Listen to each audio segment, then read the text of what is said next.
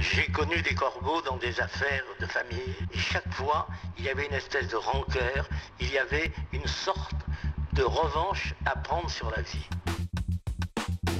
On ne comprend pas pourquoi cette hypothèse fait son chemin. Derrière le petit juge Lambert d'Épinal, nous avons le grand juge Simon qui s'empare de ce dossier. C'est-à-dire qu'il a la faculté d'écrire dans plusieurs journaux.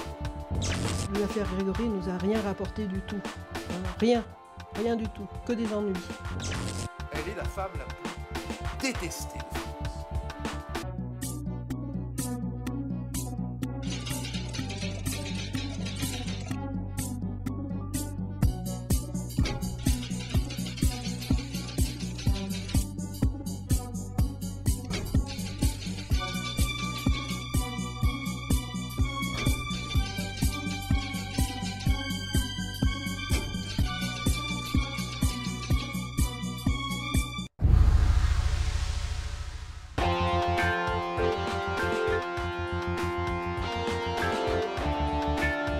Malgré l'avis du parquet, le 5 juillet 1985, Christine Villemain est inculpée par le juge qu'elle troublera tant, au point qu'il écrira que lorsqu'il l'a rencontrée, il avait des problèmes d'érection, et elle est incarcérée. Heureusement, là, la chambre de l'instruction fonctionnera et elle sera libérée le 16 juillet.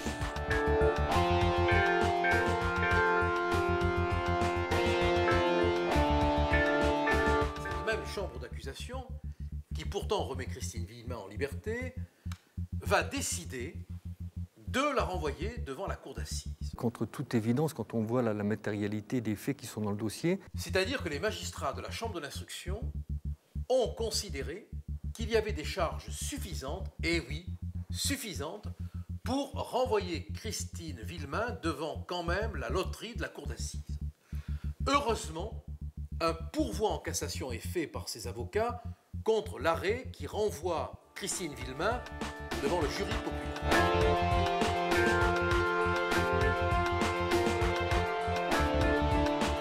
Et contre toute attente, la Cour de cassation casse. Déjà, il annule des dizaines de pièces du juge Lambert. Brise l'arrêt de la chambre de l'instruction. Le dossier est insuffisant vraiment pour un renvoi devant une cour d'assises.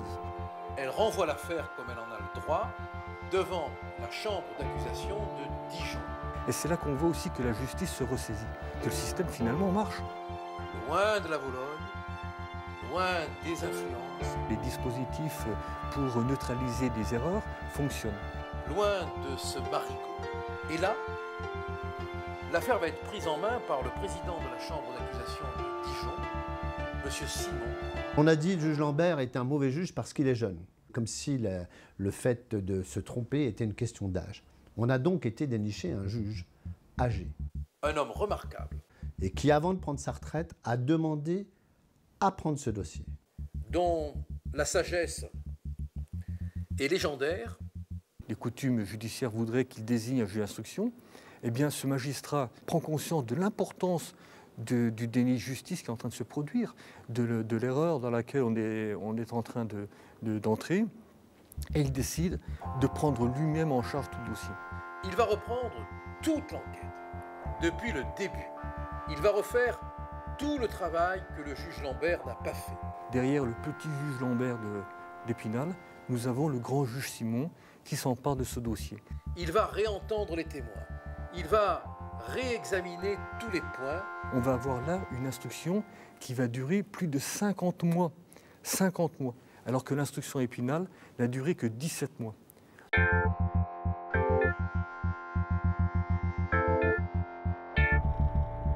Dans son périple de pèlerin de la vérité, le juge Simon va rencontrer toutes sortes de témoins.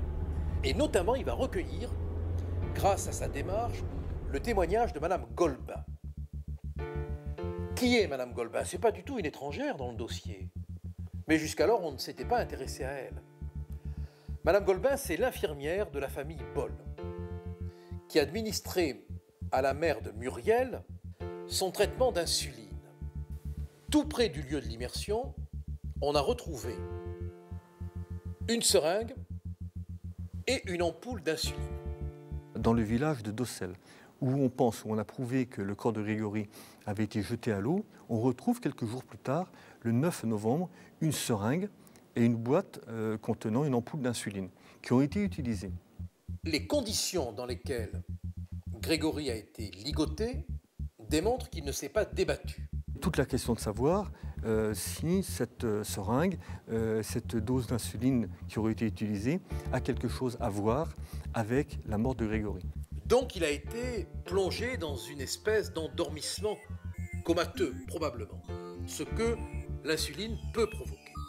Est-ce que cette seringue d'insuline peut expliquer qu'il ait été endormi avant d'être jeté à l'eau, qui expliquerait le fait qu'on retrouve si peu d'eau dans ses poumons, etc. Il aurait eu donc un choc, même si les experts sont un peu en contradiction sur les effets de l'insuline.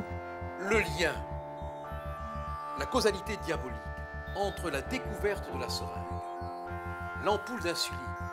L'infirmière qui s'occupe de cette famille, de la mère de Muriel, donc, eh bien, témoigne pour nous dire que cette façon dont la boîte est déconditionnée, l'ampoule est cassée, est caractéristique de ce qu'elle fait, elle. Procès de l'assise de 1993 à Dijon. On a pu, nous, avocats de Bernard Laroche, discuter de manière contradictoire d'éléments qui étaient répandus dans les chiottes. Et le traitement à l'insuline que reçoit régulièrement la belle-mère de Bernard Laroche constitue, c'est le moins qu'on puisse dire, un élément à charge. Et cette piste de l'insuline a été complètement démontée, elle s'est effondrée. Donc arrêtons de dire n'importe quoi. Enfin, je veux dire, c'est lamentable. Précisons quand même, pour être dans le respect des formes juridiques, que l'action publique contre Bernard Laroche a été éteinte du fait de son décès. Donc, on ne peut pas se permettre de tirer quelque conclusion judiciaire que ce soit.